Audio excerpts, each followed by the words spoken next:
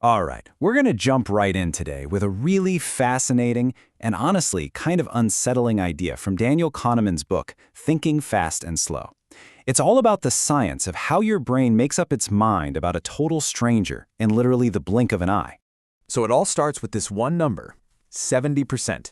Now, this isn't just some random statistic. It's actually a huge clue that points to this powerful, totally hidden process that's happening inside your head all day, every day. So what does that number have to do with anything? Well, it brings up a pretty wild question. What if a gut feeling, an impression you get from seeing someone's face for just a tenth of a second, could actually predict the winner of a major election with 70% accuracy? I know, it sounds like something out of a movie, but it's very real science.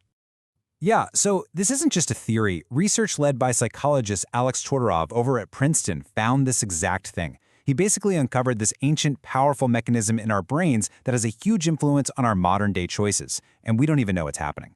So here's what they did. They showed students campaign photos for just a fraction of a second and asked them to rate the faces on things like how likable or how competent they looked, and the results were just staggering. In about 70% of the races, we're talking senators, governors, the person whose face was rated as more competent was the one who actually won the real-world election. And this wasn't just some fluke in the US, they found the same thing happening all over the world. Right. So the question that immediately pops into your head is, how? How in the world is that possible? How can our brain make a prediction that good with basically zero time and absolutely no real information about policies or experience or anything that should matter? Well, the answer is all about how our brains are wired. This is the core idea in Kahneman's work. See, we don't really have one single mind. It's more like we have two different systems running the show. So on one side, you have System 1. Just think of it as your autopilot. It is lightning fast, it's all about intuition, and it takes zero effort. It's that gut feeling.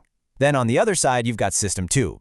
That's your conscious self. It's slow, it's analytical, and it takes real work. It's what you fire up to solve a math problem. And that tenth of a second judgment, that is pure System 1. You know, this super fast System 1 didn't just appear out of nowhere. It's ancient. It evolved for one simple reason, to keep us alive. It's always running in the background, making what Kahneman calls basic assessments. Is that a threat? Can I eat that? Should I run away? It's our built-in friend or foe detector that was, pretty essential for survival back in the day. Okay, so how does this old-school friend or foe detector actually work when we're looking at a face today?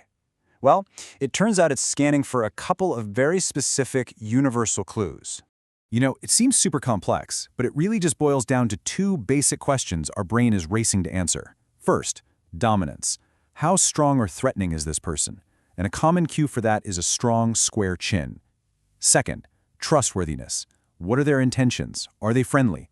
And the cues there are pretty obvious. A smile versus a frown. And boom, that's the link. That's how we get back to those election results. Todorov discovered that the face our speedy System 1 sees as competent is one that hits both of those notes. It's a look of strength, that dominant chin, but it's paired with good intentions, that slight, confident smile. But here's where it gets kind of weird. System 1, it's a bit of an overachiever. It doesn't just do what you ask it to. It does way more. In a process Kahneman calls the mental shotgun. It just can't stop itself from calculating everything at once. Check out this experiment. It shows this perfectly. So people listened to pairs of words and had to say as fast as they could if they rhymed.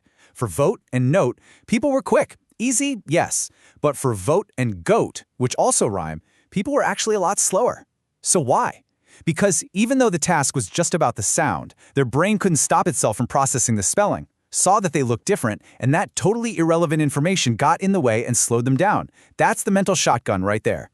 So, okay, System 1 is this powerful, super fast machine, but it has this one giant, massive blind spot. It turns out our autopilot is incredible with averages, but it is absolutely hopeless when it comes to sums.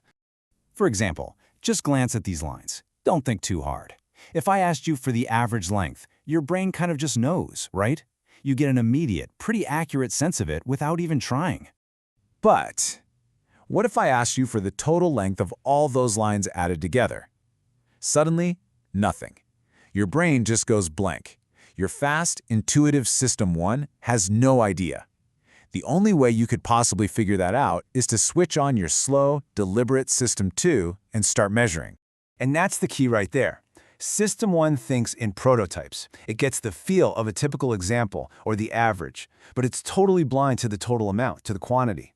And this one little quirk has some really huge consequences for how we make decisions. I mean, this isn't just about lines on a page. This was shown in a really powerful study after the Exxon Valdez oil spill. Researchers asked people how much money they'd be willing to pay to save birds from oil-covered ponds. The results were just mind-blowing. On average, people said they'd pay $80 to save 2,000 birds, $78 to save 20,000 birds, and only $88 to save 200,000 birds. Think about that. The actual number of birds made almost no difference at all. People weren't responding to the data, to the scale of disaster, which is a sum.